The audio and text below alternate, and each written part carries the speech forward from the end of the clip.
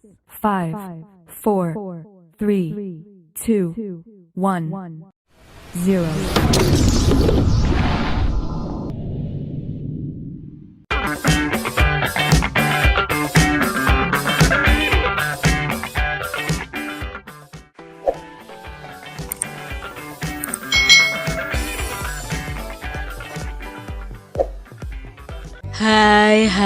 Hai.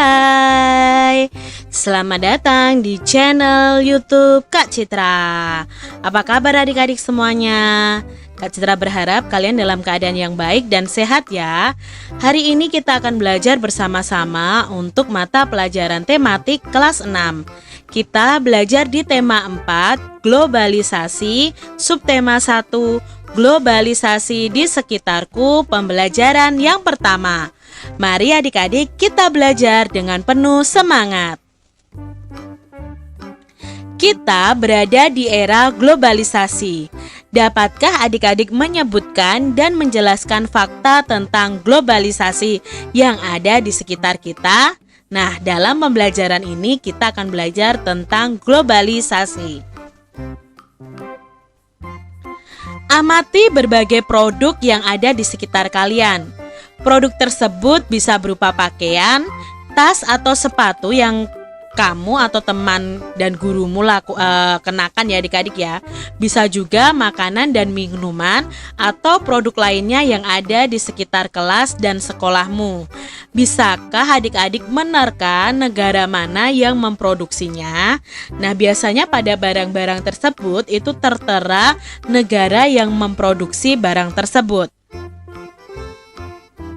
Di sini Kak Citra bisa menyebutkan beberapa produk dan negara yang membuatnya adik-adik. Contohnya di sini ada baju batik. Nah, negara pembuatnya mungkin ada yang Indonesia.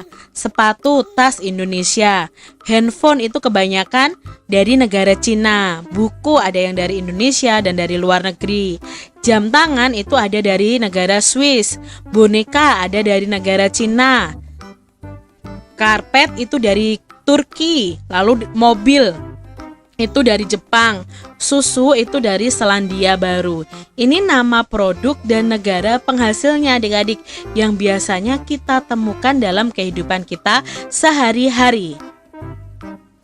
Nah, jika dilihat dari peta, ini adalah jam tangan yang berasal dari Swiss, lalu karpet yang dari Turki ya.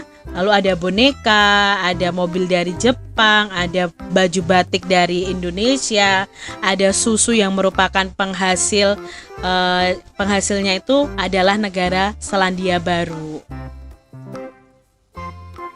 Nah, ini adalah gambar-gambar dari barang produk-produk yang saat ini beredar di masyarakat ya adik-adik ya. Ada batik dari Indonesia, karpet dari Turki, boneka dari Tiongkok, Cina, mobil dari Jepang, jam tangan dari Swiss, susu dari Selandia Baru. Ini adalah macam-macam benda yang sudah beredar di sekitar kita. Globalisasi itu memungkinkan beragam produk dari negara lain dapat kita temui. Kita bisa menemukan berbagai makanan dari negara lain seperti pizza, jam tangan atau boneka dari negara lain juga. Nah, produk Indonesia juga bisa ditemui di luar negeri, misalkan batik ya. Perkembangan komunikasi dan transportasi menjadikan barang-barang tersebut itu mudah ditemui di negara lain. Bagaimana peran Indonesia dalam kerjasama di bidang sosial budaya dengan negara-negara ASEAN? Ya, pada tema sebelumnya kita sudah belajar tentang ASEAN ya adik-adik, tentunya kalian masih ingat ya. Nah, di sini ada suatu bacaan dari suatu peristiwa yang sangat bagus adik-adik ya. Menlu Hillary Clinton promosikan angklung ke dunia. Menjelang akhir pertemuan ke-44 Menteri Luar Negeri ASEAN, tepatnya pada tanggal 22 Juli 2011, di Hotel Nusa Indah Bali, diselenggarakan acara makan malam. Acara tersebut dihadiri lebih dari 50 menteri luar negeri. tampak Menteri Luar Negeri Amerika Serikat yaitu Hillary Clinton dan Menteri Luar Negeri dari negara-negara ASEAN seperti seperti negara tetangga kita ya, ada Brunei Darussalam, ada Malaysia yang tergabung dalam ASEAN, juga ada negara lain yaitu Cina, Rusia, Uni Eropa, peninjau dan tamu dari berbagai negara lainnya. Nah, ini adalah gambar ketika Menlu Hillary Clinton ini bermain angklung adik-adik. Tentu saja berbagai makanan tradisional dihidangkan dan berbagai acara kesenian daerah ditampilkan seperti tari-tarian tradisional Jakarta, Bali, dan Aceh. Sebagai acara puncak adalah penampilan angklung interaktif oleh Saung Mang Ujo. Nah, semua hadirin dibagikan angklung berbagai tangga nada, kemudian memainkannya bersama-sama dengan dipimpin oleh Daeng Ujo. Tampak semua undangan itu berbahagia. Mereka dihadiahi angklung yang baru saja mereka mainkan dengan tanda mata dari Indonesia. It is for you, a souvenir from Indonesia, kata Daeng Ujo, sang komandan. Malah yang berkesan itu sangat membantu dalam menciptakan iklim yang kondusif. Malam tersebut membuat pertemuan para menteri luar negeri ASEAN dan berbagai pertemuan bilateral lainnya berlangsung sukses. Foto Ibu Hillary Clinton pun menghiasi berbagai surat kabar di dunia. Berkat angklung, Hillary Clinton pun menjadi Duta Indonesia. Diambil dari kompasiana.com. Bagaimana bentuk kerjasama Indonesia dengan negara-negara Asia Tenggara di masa globalisasi ini? Nah, mereka bekerja sama regional ya, ada kerjasama regional yang melibatkan Indonesia dengan negara-negara Asia Tenggara. Saat ini organisasi ASEAN itu menjadi wadah kerjasama di berbagai bidang seperti politik, ekonomi, keamanan, sosial, dan budaya. Lalu bagaimana peran Indonesia dalam kerjasama tersebut? Nah, Indonesia pernah menjadi tuan rumah penyelenggaraan pertemuan kerjasama, menjadi salah satu pendiri ASEAN. Lalu Indonesia pernah memimpin ASEAN dan Indonesia ikut juga serta menciptakan perdamaian di Asia Tenggara. Bagaimana peran angklung dalam acara tersebut adik-adik? Nah, peran angklung mampu menghadirkan kebahagiaan bagi semua undangan. Lalu kita bisa mengenalkan budaya Indonesia kepada negara lain. Kerjasama Indonesia dengan negara-negara di Asia Tenggara di bidang sosial budaya di masa globalisasi. Nah, kita akan belajar apa saja bentuk kerjasamanya dan apa saja peran Indonesia dalam hubungan kerjasama dengan negara di Asia Tenggara. Nah, kerjasamanya itu dalam bentuk kepentingan kemanusiaan, menjaga perdamaian antar negara anggota, lalu mewujudkan Asia Tenggara bebas narkoba. Perannya itu mengirimkan bantuan kepada negara-negara yang dilanda bencana alam dan konflik. Lalu ikut serta dalam kerjasama bilateral atau multilateral yang Indonesia sangat berperan di dalamnya adik-adik. Lalu kerjasama di bidang budaya. Nah, bentuk kerjasamanya itu memperkenalkan negara-negara anggota melalui lembaga pendidikan seperti sekolah, menyelenggarakan festival dan pekan film, mengadakan program pertukaran acara televisi dan radio, mengadakan program pertukaran artis. Lalu peran Indonesia adalah memberi sponsor seniman lokal untuk mengadakan pentas seni di negara tetangga, mengundang seniman dari negara tetangga untuk mengadakan pentas di Indonesia, mendukung program pertukaran pelajar. Ini adalah bentuk kerjasama di bidang budaya yang dilakukan negara-negara di Asia Tenggara di masa globalisasi. Tahukah kamu, listrik mempunyai peranan penting di era globalisasi? Bagaimana produksi listrik di era globalisasi ini? Ayo kita diskusikan bersama-sama. Adik-adik, kita sering mendengar bahwa abad 20 merupakan abad globalisasi. Berbagai peristiwa dari berbagai belahan dunia dapat kita saksikan langsung melalui layar televisi pada jam, menit, bahkan pada detik yang sama. Kita dapat berhubungan dengan sanak saudara, kerabat, dan sahabat yang berada di negara lain dengan sangat mudah. Kita seakan hidup dalam satu desa yang sangat besar. Itulah globalisasi adik-adik, sangat memudahkan bagi manusia.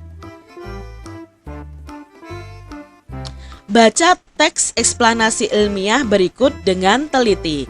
Nah, di sini ada teks eksplanasi ilmiah yang berjudul Pembangkit Listrik Tenaga Air.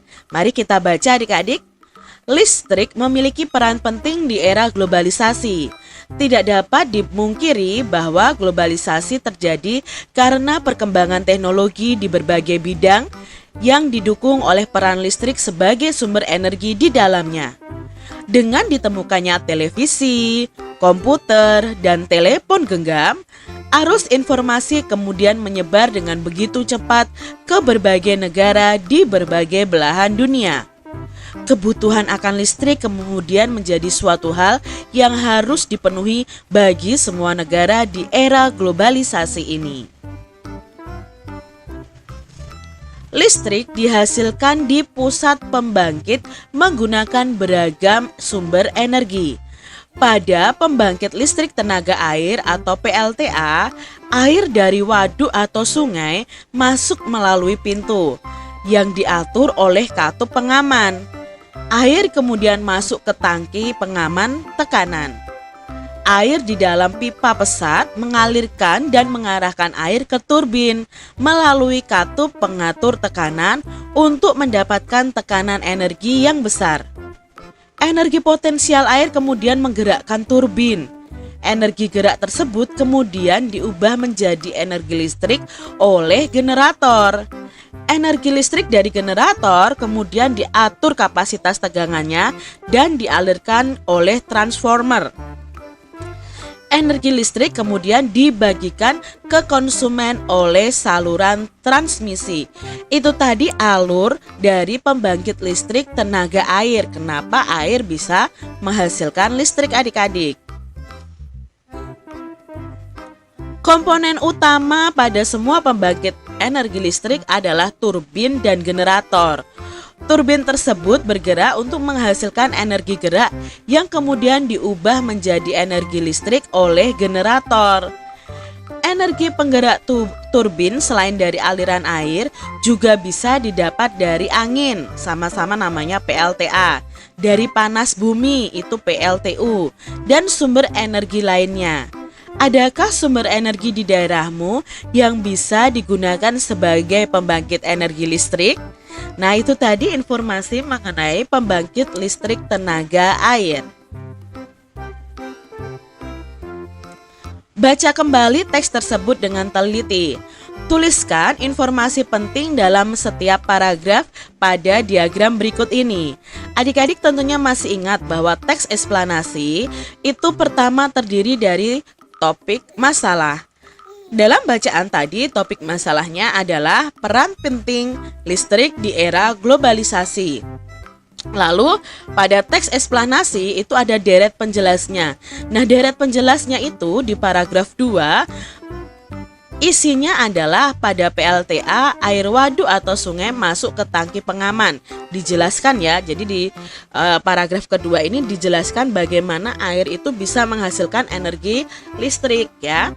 Air waduk atau sungai masuk ke tangki pengaman tekanan melalui pintu yang diatur oleh katup pengaman.